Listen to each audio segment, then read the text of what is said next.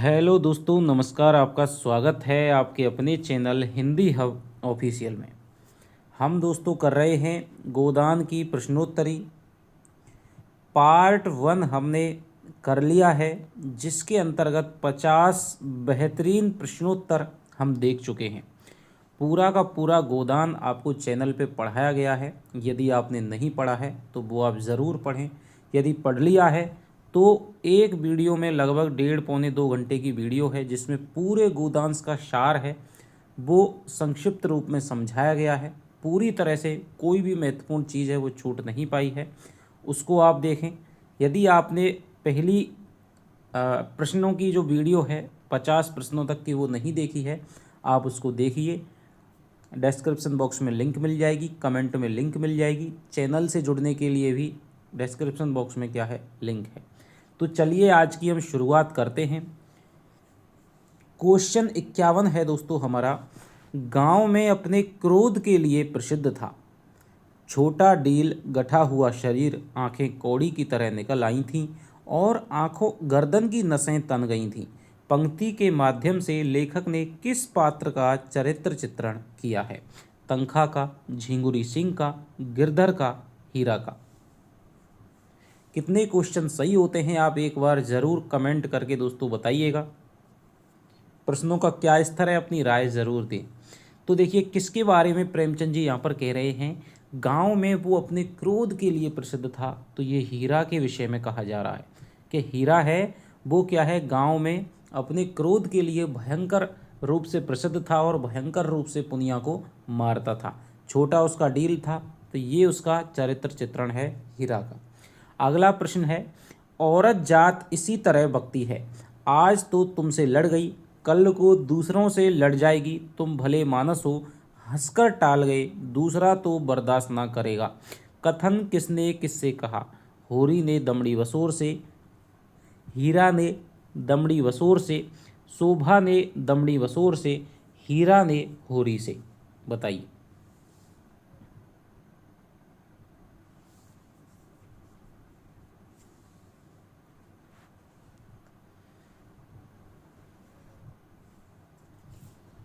तो इसका जो उत्तर हो जाएगा दोस्तों वो हो जाएगा आपका कि औरत जात इसी तरह बकती है, आज तुमसे लड़ गई। तो ये कौन कह रहा है? ये कह रहा है दोस्तों होरी कह रहा है। और किससे कह रहा है? दमड़ी बसोड़ से कह रहा है। आगे चलते हैं। इस नाटक का दूसरा अंक खेलना ना चाहती थी कौन? धनिया, सिलिया, हीराबेन वेश्या, पुनिया। तो इस नाटक का दूसरा अंक खेलना ना चाहती थी दोस्तों, ये नाटक था जब दमड़ी वसोड़ बांस काटने के लिए आता है, पुनिया उसको रोक देती है और उनमें हाथापाई हो जाती है। हल्ला गुल्ला सुन कर के कोई कह देता है, हीरा आ जाता है और हीरा उसमें क्या लगाता है? पिटाई लगाता है। और वो उसको भला बुरा कहती है। वो घर के लिए जा रही है तो वो कहता है कि खेत पे चल, नहीं तो तुझे क्या है, कच्चा चबा जाऊंगा। तो पुनिया समझ जाती है कि अब ज़्यादा दिक्कत करी तो क्या है, दोबारा से नाटक है वो शुरू हो सकता है। तो पुनिया के बारे में दोस्तों ये कहा गया है कि वो इस नाटक का यानी पिटाई का दूसरा अंक ना खेलना चाहती थी। वैवाहिक जीवन के प्रभात में लालसा अपनी गुलाबी मादकता के साथ उदय होती है और हृदय के सारे आकाश को अपने माधुर्य की सुनहरी किरणों से रंजित कर देती है। कथन किसका है? मेहता का, राय साहब का, मालती का, लेखक का।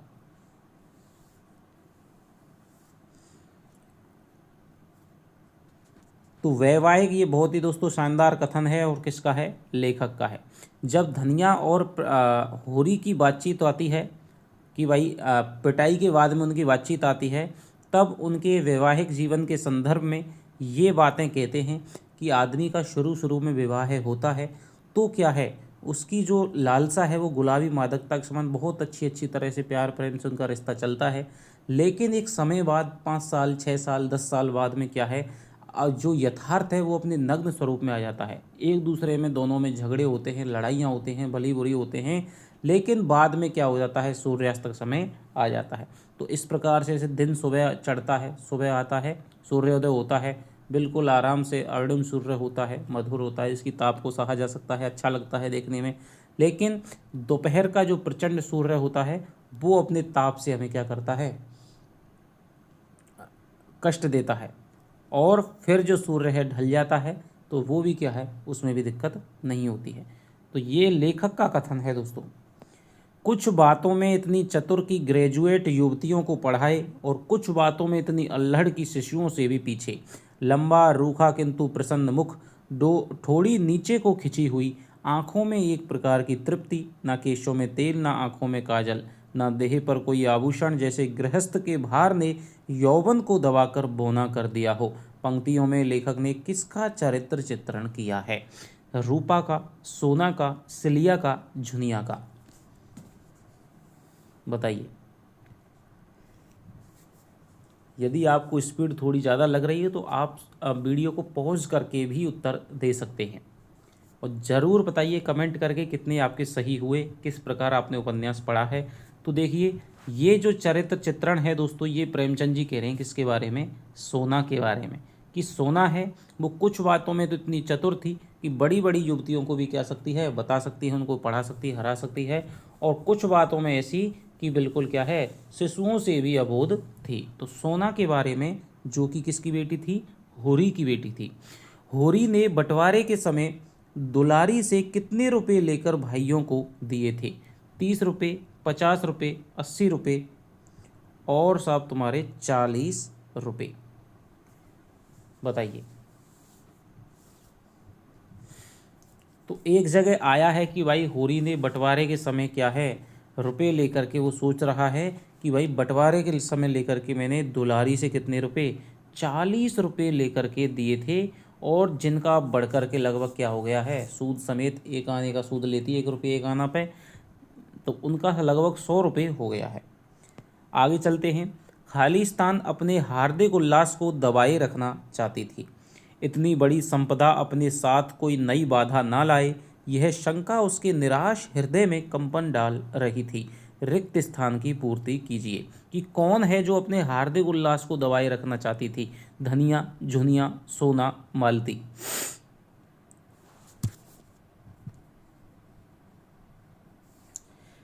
तो इस प्रश्न का उत्तर हो जाएगा दोस्तों धनिया। जब गाय आती है, दाता दीन उसकी प्रशंसा करते हैं, तो वो चाहती है कि भाई ज़्यादा प्रशंसा ऐसा ना हो, कहीं भगवान क्या दे दे, दंड दे दे, कहीं कोई अपशकुन हो जाए, गाय को नज़र वगैरह लग जाए। तो वो क्या है, दूसरी तरफ अच्छाई हो रही थी तो वो बुराई का पलड़ा भी क्या है, बराबर रखना चाहती थी। तो जो अपना हार्दिक उल्लास हो रहा था, उसे खुशी हो रही थी, उसको धनिया ने क्या कर लिया, दबा लिया कि कहीं ज़्यादा खुश हो जाए, ऐसा नहीं हो कोई बुरी आफत आ जाए। तो ये धनिया आ जाएगा इसमें। धनिया अपने हार्दिक उल्लास को दबाए रखना चाहती थी। अगला है, गऊ उसके लिए केवल श्रद्धा और भक्ति की वस्तु नहीं, सजीव खाली स्थान भी थी। रिक्त स्थान की पूर्ति कीजिए। संपत्ति, जानवर, संपदा, प्राणी? क्या शब्द आएगा? तो गऊ उसके लिए केवल श्रद्धा और भक्ति की वस्तु नहीं बल्कि सजीव संपत्ति भी थी। सजीव क्या थी? संपत्ति भी थी। संपत्ति शब्द आया है, संपदा शब्द नहीं आया है। आगे चलते हैं। महाराज ने गऊ को अपनी पुरानी अनुभवी आंखों से देखा। किसे महाराज कहा गया है? झिंगुरी सिंह, दाता दीन, मंगरू शाह, विशेषर शाह? तो जब होरी गाय लाता है तो कौन आते हैं, किसका जिक्र आता है? और किसी भी पंच का जिक्र नहीं आता है, केवल एक ही पंच है और वो है दाता दीन। तो दाता दीन जी का जिक्र आता है। वो गाय को अपने क्या है, हालांकि और भी आए होंगे लेकिन उनका कोई भी जिक्र नहीं है। जुलूस होता है, बच्चों का आता है, सभी लोग आते हैं, ये वर्णन है, लेकिन केवल एक नाम आता है, दाता दीन। और दाता दीन क्या है, गऊ को अपनी पुरानी अनुभवी आंखों से देख करके बताते हैं कि कोई भाई 5-6 शेर है वो दूध आराम से हो जाएगा, कोई दिक्कत नहीं है बच्चे को छोड़ करके। द्वेष का मायाजाल बड़ी बड़ी मछलियों को ही फंसाता है। छोटी मछलियां या तो उसमें फंसती ही नहीं या तुरंत निकल जाती हैं। उनके लिए घातक जल क्रीड़ा की वस्तु है, भय की नहीं। लेखक ने यह वक्तव्य किस पात्र के संबंध में दिया है?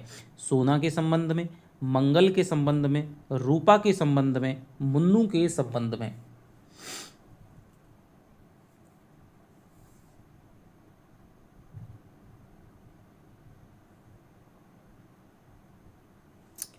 तो ये जो वक्तव्य है दोस्तों प्रेमचंद जी का है वो है किसके संबंध में, रूपा के संबंध में है, कि द्वेष का जो माया जाल है वो बड़ी बड़ी मछलियों को ही फंसाता है, छोटी मछलियां तो उसमें फंसती नहीं, उनके लिए घातक जल क्रीड़ा की वस्तु है, भय की नहीं। क्योंकि जब गाय को बुलवाने के लिए वो किसको भेजता है, रूपा को। भाई बड़े लोगों में तो बोलचाल बंद थी, लेकिन रूपा है वो सभी घरों में आती जाती थी, इसलिए होरी है वो अपने भाइयों को गाय देखने के लिए बुलवाने के लिए रूपा को भेजता है। हीरा और धनिया की लड़ाई के संबंध में हीरा को मिली उपाधियों का असंगत विकल्प है। तो देखिए इस प्रकार का क्वेश्चन आपने सोचा भी नहीं होगा, तो ये थोड़ा सा टफ क्वेश्चन है, ध्यान नहीं दिया होगा।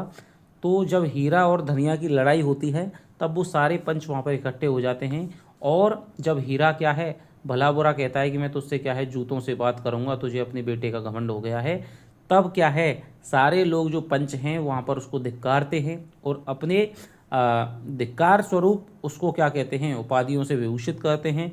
ठीक है, तो दातादीन ने हीरा को निर्लज्ज कहा, पटेश्वरी ने गुंडा बताया, झिंगुरी सिंह ने मक्कार की उपाधि दी, दुलारी सउआयन ने कपूत कहा।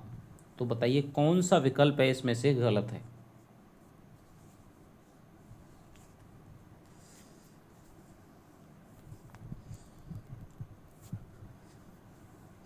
तो देखिए दातादीन ने हीरा को बिल्कुल निर्लज्ज है वो कहा था, ये बात सही है। पटेश्वरी ने उसको गुंडा बताया, ये भी बात सही है। लेकिन झिंगुरी सिंह ने दोस्तों उसको किसकी उपाधि दी थी, शैतान की उपाधि दी थी। अब देखिए इस तरह लगा सकते हैं कि झिंगुरी सिंह खुद शैतान था, ब्याज देता था तो पट्टा लिखवाता, कागज़ लिखवाता था, पहले ही रुपए काट लेता था 1 साल के सूद के। दुलारी सउआइन ने उसको क्या कहा, कपूत कहा। तो तीसरा ऑप्शन है इसका विकल्प हो जाएगा। उस कुमार में भी पत्ता खड़कते ही किसी सोए हुए शिकारी की तरह यौवन जाग उठा। लेखक का यह कथन किस पात्र के संबंध में है, माता दीन, गोबर, बिंदेसरी, दिग्विजय सिंह। उस कुमार में भी पत्ता खड़कते ही किसी सोए हुए शिकारी की तरह यौवन जाग उठा। तो ये जो कथन है दोस्तों वो हो जाएगा किसके संबंध में, गोबर के संबंध में हो जाएगा। वह केवल जुगनू की चमक नहीं दीपक का स्थायी प्रकाश चाहती थी। वह एक गृहस्थ की बालिका थी जिसके गृहिणीत्व को रसिकों की लगावटबाजियों ने कुचल नहीं पाया था। लेखक का यह कथन किस नारी पात्र के बारे में है, सोना, झुनिया, सिलिया, सरोज। तो ये बहुत ही दोस्तों शानदार कथन है और आने के लिए कथन है, और शायद ही एक बार ये आ भी चुका है। तो वह केवल जुगनू की चमक नहीं दीपक का स्थायी प्रकाश चाहती थी। तो ये जो कथन है दोस्तों प्रेमचंद जी का झुनिया के बारे में है, कि झुनिया है दूध देने जाती थी, दही बेचने का भार उसी पर था, जिसमें कुछ पैसे वो बचा लिया करती थी, सभी लोगों से हंसबोल लिया करती थी, सभी लोग क्या है उसको फंसाना चाहते थे मीठी मीठी बातें करके।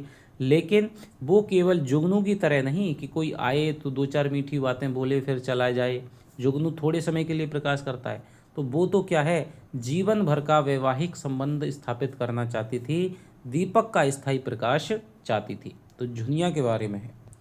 जान देने का अर्थ है साथ रहकर निवाह करना, एक बार हाथ पकड़कर उम्र भर निवाह करते जाना, चाहे दुनिया कुछ कहे, चाहे माँ बाप भाई बंद घर द्वार सब कुछ छोड़ना पड़े। कथन किसने किससे कहा, गोबर ने झुनिया से, झुनिया ने गोबर से, माता दीन ने सिलिया से, सिलिया ने माता दीन से।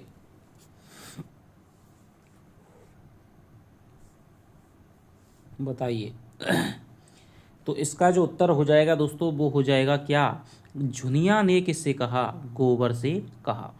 कब कहा, कि जब गाय को लेकर के गोबर आ रहा होता है तो दोनों में बातचीत होती है, और गोबर कहता है कि भाई किस प्रकार से पता चलेगा, वो कहता है मैं तुमसे प्रेम करता हूँ, तो वो कहती किस प्रकार से पता चलेगा, कि मैं तुम्हारे लिए कहूँ तो अभी जान दे दूँ। तो वो कहता है कि जान देने का क्या है, जान देने का अर्थ है साथ रह करके निवाह करना। तो ये झुनिया कहती है किससे, गोबर से कहती है। मैं तो जिसकी हो जाऊंगी जन्म भर के लिए हो जाऊंगी, सुख में दुख में संपत में विपत में उसके साथ रहूंगी, हरजाई नहीं हूं कि सबसे हंसती बोलती फिरूं। कथन किसने किससे कहा, धनिया ने होरी से, झुनिया ने गोबर से, सिलिया ने मातादीन से, मालती ने मेहता से।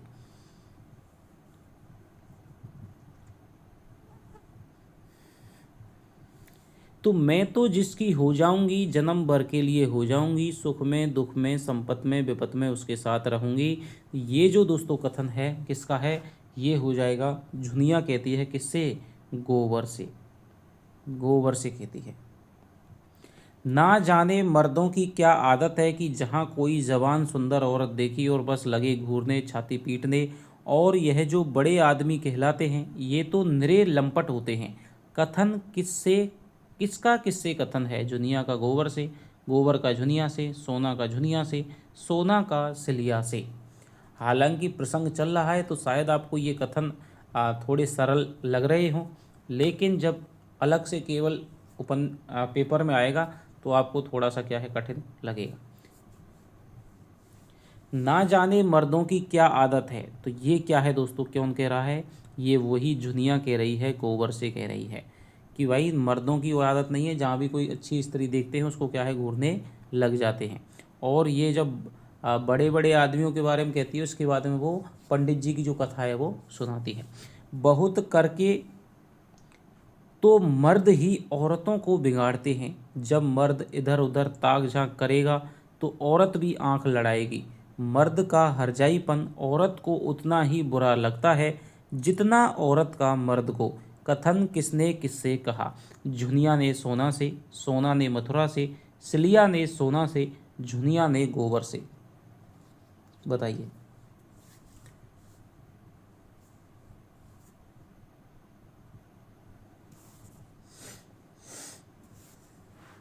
बहुत करके तो मर्द ही औरतों को बिगाड़ते हैं। जब मर्द इधर उधर ताक झांक करेगा तो औरत भी आंख लड़ाएगी।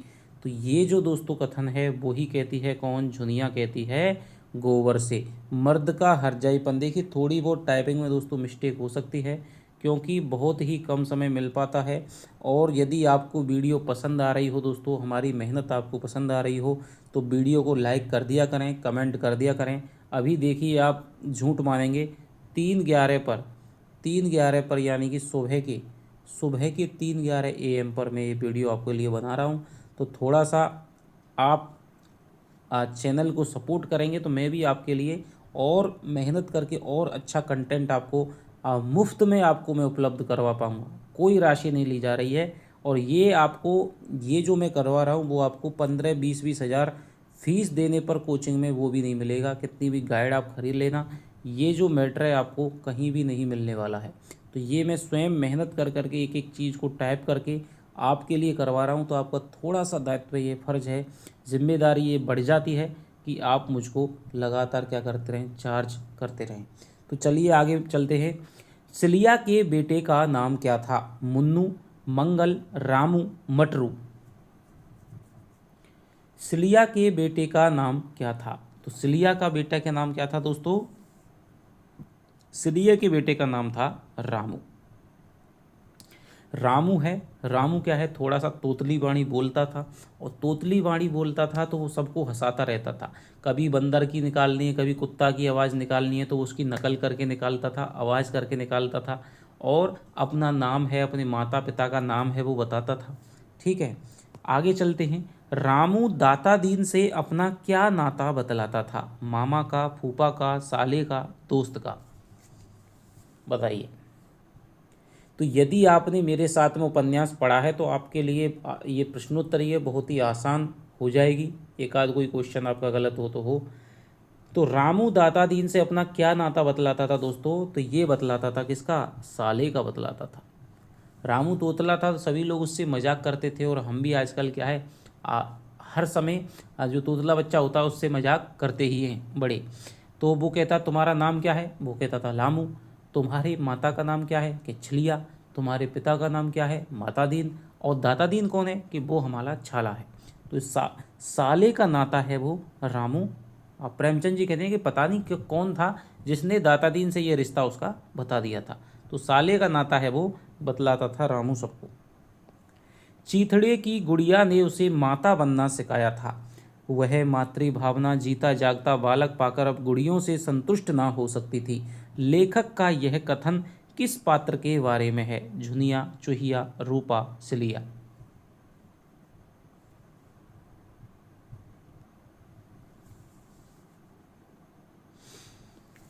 तो देखिए, चीथड़े की गुड़िया ने उसे माता बनना सिखाया था। तो ये कथन है रूपा के बारे में है कि रूपा है वो क्या करती थी, जो सिलिया का बच्चा था रामू था, उसको क्या करती थी, नहलाती तो क्या उबटन लगाती थी, काजल लगाती थी, खिलाती थी, प्यार करती थी। धनिया उसको काफ़ी फटकारती भी थी कि भाई जाति का है, ये चमार का बच्चा है, तो इसको तू क्यों हाथ लगाती है। लेकिन चीथड़े की गुड़िया ने उसे माता बनना सिखाया था। वह मातृभावना जीता जागता बालक पाकर अब गुड़ियों से संतुष्ट ना हो सकती थी। लेकिन रूपा है वो मानती नहीं थी। एक तरह से इस प्रायश्चित ने उसे सचमुच पवित्र कर दिया था। हवन के अग्नि कुंड में उसकी मानवता निखर गई और हवन की ज्वाला के प्रकाश में उसने धर्म स्तंभों को अच्छी तरह परख लिया।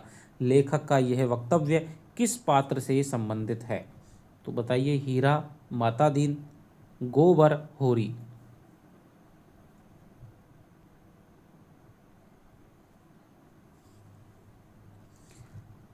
तो ये जो है दोस्तों किसके बारे में है? माता दीन के बारे में है कि काशी के पंडितों ने हवन यज्ञ करके दान दक्षिणा लेकर के माता दीन को फिर से ब्राह्मण सिद्ध कर दिया है। और प्रेमचंद जी फिर कहते हैं कि इस प्रायश्चित जो किया है माता दीन ने, वास्तव में सचमुच उसको पवित्र कर दिया है। अब उसको सिलिया के प्रति अपने द्वारा किए गए व्यवहार के प्रति क्या होता है? अफसोस होता है। पर्दा होता है हवा के लिए, आंधी में पर्दे उठा के रख दिए जाते हैं कि आंधी के साथ उड़ ना जाएं। प्रेमचंद के इस कथन से किस घटना का संकेत मिलता है?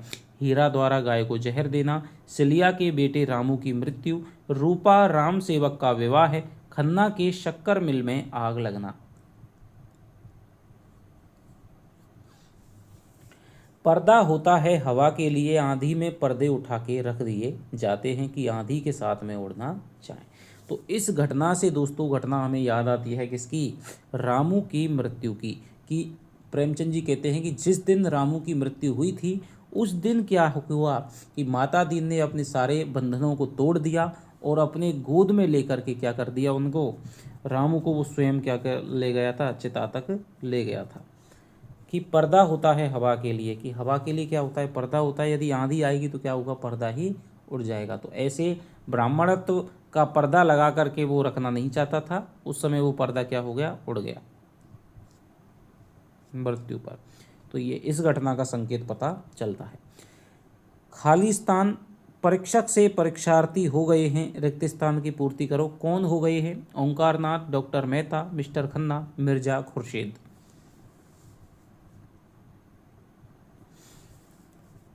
तो दोस्तों डॉक्टर मेहता है वो क्या हो गए हैं? परीक्षक से परीक्षार्थी हो गए हैं। और किस संदर्भ में कहा है कि पहले तो मालती उनके पीछे रहती थी, लेकिन अब उनकी मालती के अंदर की जो इंसानियत है, मनुष्यता है, श्रद्धा भाव मेहता का ज़्यादा बढ़ गया है मालती के प्रति।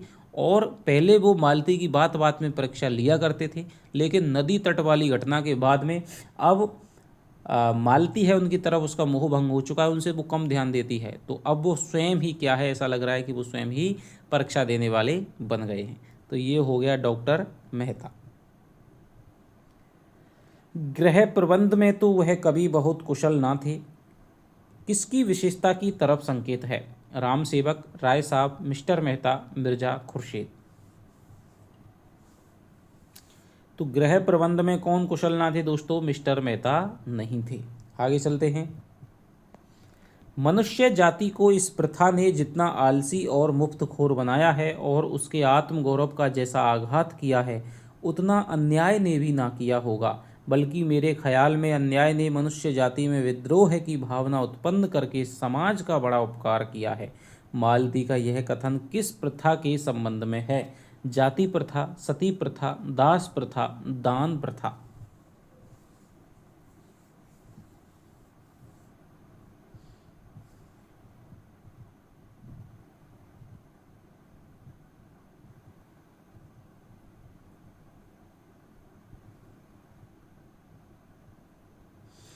मनुष्य जाति को इस प्रथा ने जितना आलसी और मुफ्तखोर बनाया है, तो इसका जो उत्तर हो जाएगा दोस्तों वो हो जाएगा आपका दान प्रथा। मेहता जी क्या है? मालती मेहता के रुपयों का प्रबंधन करती है और उसको पता चलता है कि मेहता जी की सारी आय तो बहुत ज़्यादा आय तो किस में उड़ जाती है? गुप्त दान में उड़ जाती है। बहुत सारे बच्चे हैं वो उनसे वजीफा पाते थे, कई सारी विधवाओं के घर उनसे चलते थे। तो वो कहती है कि भाई तुम इस प्रकार का दान क्यों देते हो, मनुष्य जाति को इस प्रथा ने क्या किया है। मालती कहती है कि इस प्रथा ने क्या बना दिया है, आलसी और मुफ्तखोर बना दिया है। आज भी हम अपने इंडिया में देखते हैं या राजस्थान में या कहीं भी किसी राज्य में देखते हैं, राशन मिल रहा होता है, हराम की आप कह दो लोगों से कि भाई मुफ्त में चीज़ मिल रही है तो बहुत सारे लोग इकट्ठे हो जाएंगे। लेकिन वैसे कोई काम की चीज़ होगी, कोई काम करवाना होगा, स्कूलों में भी देखो कि भाई आधार का कनेक्शन करवा, कुछ भी आप यदि काम की कहेंगे तो कोई ध्यान नहीं धरेगा। लेकिन यदि कुछ मिल रहा है, चाहे वो 50-100 रुपये का ही हो, तो लोग वह क्या करेंगे, एकदम भीड़ की तरह भागेंगे। तो यह है दान प्रथा के बारे में।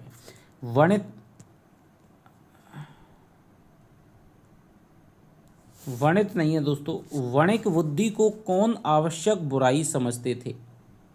राय साहब, मेहता, मिर्जा खुर्शीद, रुद्रपाल। ये वणिक है, वणिक कि बढ़िया बुद्धि को कौन बुराई समझते थे। वणिक बुद्धि को कौन आवश्यक बुराई समझते थे। राय साहब, मेहता, मिर्जा खुर्शीद, रुद्रपाल। तो ये समझते थे कौन, मेहता। मालती क्या करती है, उनके रुपयों का प्रबंधन कर देती है और अगले महीने उन्हें क्या है कि भाई क्या करती है, वो 300 रुपये का बचत करके दिखाती है। तो मेहता जी को क्या है, थोड़ी सी उन पर क्या है, श्रद्धा भाव कम हो जाता है, क्योंकि वो समझते थे कि भाई नारी में सेवा, त्याग जैसी, दान और त्याग जैसी क्या है आवश्यक अच्छाइयाँ हैं वो होनी चाहिए। वणिक बुद्धि को वो आवश्यक बुराई समझते थे। प्रेम जैसी निर्मम वस्तु खालिस्तान पूरा विश्वास चाहती है। ये खालिस्तान नहीं है दोस्तों, पूरा स्वाधीनता चाहती है, पूरी जिम्मेदारी चाहती है। वह कोई दीवार नहीं है जिस पर ऊपर से ईंटें रखी जाती हैं, उसमें तो प्राण है, फैलने की असीम शक्ति है। कथन किसका है, मेहता का, मालती का, लेखक का, राय साहब का, बताइए। प्रेम जैसी निर्मम वस्तु पूरा विश्वास चाहती है, पूरी स्वाधीनता चाहती है, पूरी जिम्मेदारी चाहती है। वह कोई दीवार नहीं है।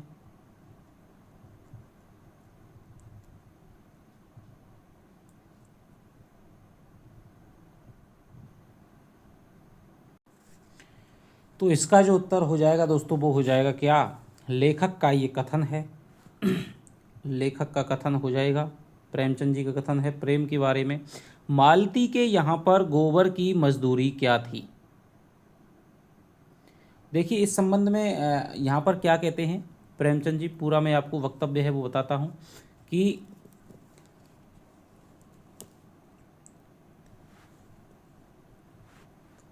जब मालती क्या है उनका पैसों का प्रबंध करती है तो उन्हें एहसास हो जाता है कि ये तो भाई संसार में क्या है, खुली स्वच्छंदता में घूमने वाला जीव है, और यदि प्रेम करो तो क्या है उसको बांध करके रखा नहीं जा सकता।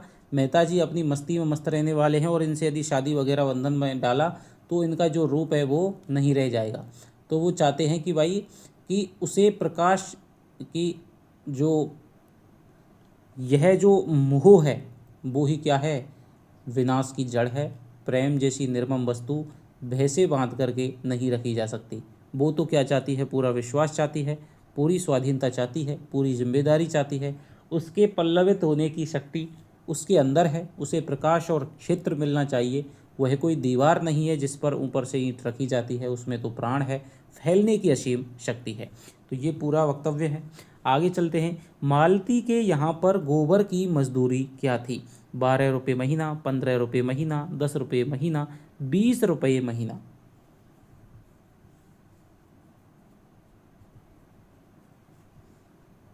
बताइए। तो मालती के यहाँ पर दोस्तों गोबर की मजदूरी थी 15 रुपये महीना। एक बार क्या है, मालती रात में किसी मरीज को देख करके आ रही होती है, तभी उसकी गाड़ी का पेट्रोल ख़त्म हो जाता है और वो चिंतित हो जाती है। तभी गोबर वहाँ से जा रहा होता है तो वो उसको धक्का दे करके गाड़ी को पेट्रोल पंप तक ले जाता है। तब मालती कहती है कि कोई काम करोगे क्या, तो वो कहता है हाँ। तो 15 रुपये महीना भाग में माली का काम है वो गोबर कर लेता है, क्योंकि उसने मिर्जा खुर्शीद के यहाँ पर भी यही काम किया था, अभ्यास था। झुनिया के बेटे मंगल को कौन सा रोग हो गया था। मलेरिया, हैजा, चेचक, निमोनिया।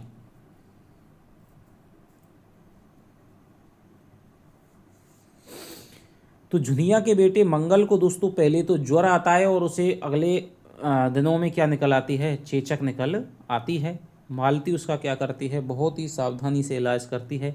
सिलिया का बेटा रामू किस कारण मरा, छत से गिरने पर, मलेरिया होने पर, निमोनिया होने से, नज़र लग जाने से। तो सिलिया का बेटा रामू है, एक बार क्या है, सिलिया बाजार चली जाती है, उस दिन ओले पड़ते हैं। वो उनको क्या समझता है कि भाई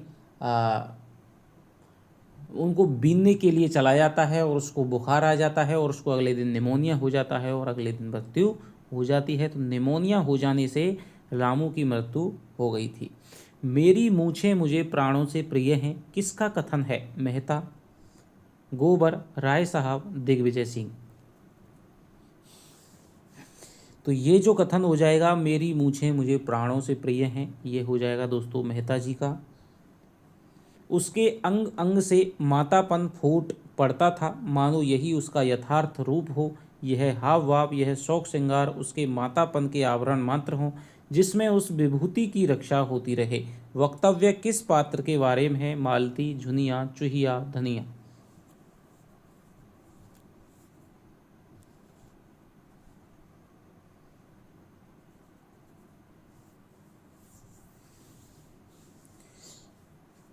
तो ये जो है वक्तव्य दोस्तों मालती के बारे में है। जब वो मंगल की देखरेख करती है, उसका इलाज करती है, उसका लालन पालन करती है एक तरह से, तो ये वक्तव्य उसके बारे में कहते हैं कि भाई इस तरह से क्या है, उसके आवरण के अंदर जो वो क्या है, पहले प्रेमचंद जी कहते हैं कि वो तो बाहर से तितली है, भीतर से मधुमक्खी है। तो उसके आवरण के अंदर एक इस प्रकार का कोमल हृदय माता का उसका छिपा हुआ था। मालती के बारे में आगे है, अब वह प्रेम की वस्तु नहीं, श्रद्धा की वस्तु थी, अब वह दुर्लभ हो गई और दुर्लभता मनस्वी आत्माओं के लिए, मनस्वी आत्माओं के लिए उद्योग का मंत्र है। किसके बारे में कहा जा रहा है, मालती, झुनिया, गोविंदी, सरोज।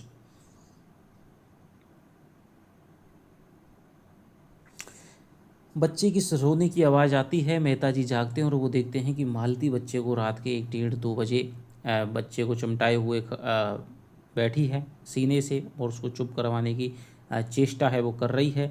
तब उनके लिए क्या हो जाता है, उससे बड़ी श्रद्धा हो जाती है और वो कहते हैं कि भाई अब वो क्या है, मालती वो क्या है, प्रेम की वस्तु नहीं थी, वो तो श्रद्धा करने लायक वस्तु थी। और जो दुर्लभ हो गई थी और जो दुर्लभता है वो ही क्या है, महान लोगों क्या करती है, उद्योग करवाने के लिए प्रेरित करती है। तो मालती के बारे में कहा जा रहा है, जब तक ममत्व नहीं है, अपनत्व नहीं है, तब तक जीवन का मोह नहीं है, स्वार्थ का जोर नहीं है। जिस दिन मन मोह में आसक्त हुआ, हम बंधन में पड़े, उस क्षण हमारा मानवता का क्षेत्र सिकुड़ जाएगा, हमारी सारी शक्ति उन्हीं को पूरा करने में लगेगी। किसका किससे कथन है, मेहता का मालती से, मालती का मेहता से, मेहता का खन्ना से, मालती का खन्ना से।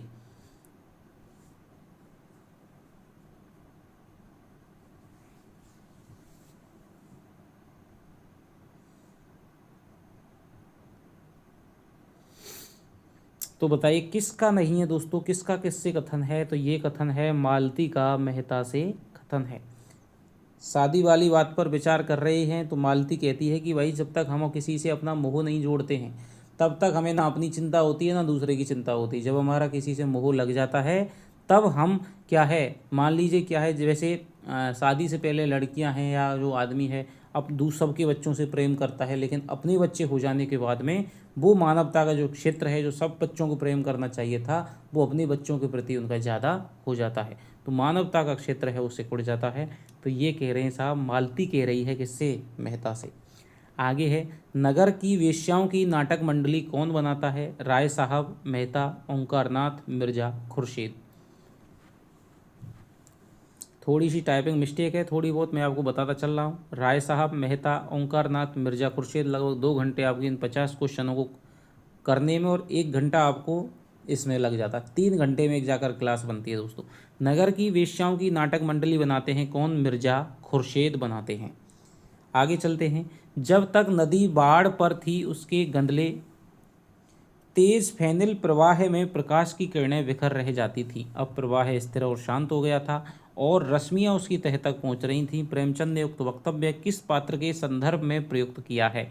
मेहता, राय साहब, खन्ना, मिर्जा खुर्शीद। बताइए। जब तक नदी बाढ़ पर थी उसके गदले तेज फेनल प्रवाह में प्रकाश की किरणें बिखर कर रह जाती थीं।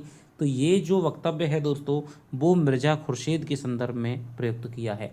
मिर्ज़ा खुर्शीद को नई नई चीज़ों की सनक रहती थी और उनको सूझती है कि भाई शहर की वेश्याओं की क्या बनाई जाए, नाटक मंडली बनाई जाए, जिसमें उनको क्या है, एक तो रोजी रोटी मिलेगी और अपनी कला का अभिव्यक्ति का प्रदर्शन मिलेगा। क्योंकि उनका मानना था कि जब तक रोजी रोटी का ही सवाल है, एक तो स्त्रियों को क्या है, उचित सम्मान घर में नहीं मिलता है और उनका क्या है, रोजी रोटी का आर्थिक उनकी मदद नहीं हो पाती, इसलिए वो वेश्या बनने के लिए आती हैं। लेकिन यदि नाटक मंडली में नाटक करेंगी तो आय भी होगी और उनको सम्मान भी मिलेगा। तो ये मिर्ज़ा खुर्शीद है और वो अपने जीवन की एक स्मृति को सोच रहे हैं कि जब वो एक कैंप में पड़े हुए थे और एक बाला ने उनकी सेवा की थी, तो वो चाहते थे कि भाई उससे श्रद्धा थी लेकिन प्रेम नहीं था। अपने जीवन की अय्याशियों में उसको वो भूल गए थे। अब वो सोच रहे हैं कि काश मैं उससे विवाह कर लेता तो कितना अच्छा होता। उस संदर्भ में उस जगह ये वाक्य कहा है कि जब आदमी ऊहा पोह में होता है, ज़िंदगी की भाग दौड़ में होता है, तब वो अपने अतीत पर या किसी एक घटना पर उस तरह से विचार नहीं कर पाता है। आज मिर्जा जी शांत हैं तो क्या है, उन्हें नीचे का जो तला है, अपने अतीत का वो क्षण, वो बाला है, वो उन्हें स्पष्ट दिखाई दे रही है। तो आगे चलते हैं। 96वां क्वेश्चन है दोस्तों, रोजी के लिए और भी बहुत जरिए हैं मगर ऐश की भूख रोटियों से नहीं जाती, उसके लिए दुनिया के अच्छे अच्छे पदार्थ होने चाहिए। कथन किसने किससे कहा? मेहता ने राय साहब से, राय साहब ने खन्ना से, मेहता ने मिर्ज़ा खुर्शीद से, मिर्ज़ा खुर्शीद ने राय साहब से।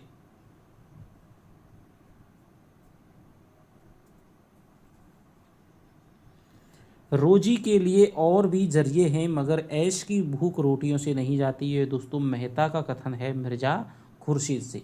दोनों विद्वानों के विचार हमें संदर्भ में जानने को मिलते हैं।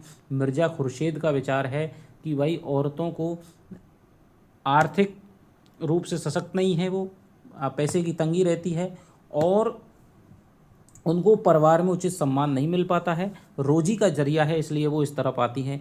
मेहता कहते हैं कि नहीं, भोग विलास के लिए, ऐश की जो भूख होती है उसके लिए आदमी आता है, रोजी के तो बहुत सारे जरिए होते हैं, कुछ भी काम किया जा सकता है। तो मेहता मिर्ज़ा खुर्शीद से ये कहते हैं।